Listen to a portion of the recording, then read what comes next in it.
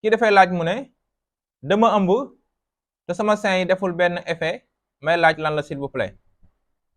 question bi mën nañ ci amal ñetti njàngale. njàngale mu njëkk mi mooy mën na nekk désir de grossesse ndax bu leen fàttalikoo ki nga xam ne dafa am désir de grossesse dafay namm di gis signe sympathique de la grossesse yi pour que entourage bi xam ne moom dafa ëmb. mooy ñi nga xam ne toujours dañuy bëgg di feeñal seen ëmb moo tax bu ci manqué rek leen def feebar. par exemple suñuy wëccu ñëwee si ñoom dañ koy amplifier, dañ koy yokku nga xam ne ñii dañoo ëmb.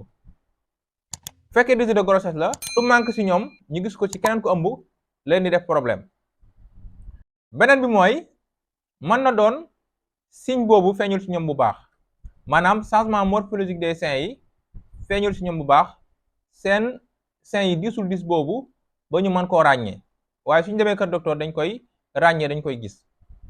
beneen bi mooy mën na doon absence wala signe bi feeñagul, ndax bu leen fàtte ne mën nga ëmb am yenn ci signe sympathique de grossesse yi waaye yeneen yi ñëwagul wala amoo ko.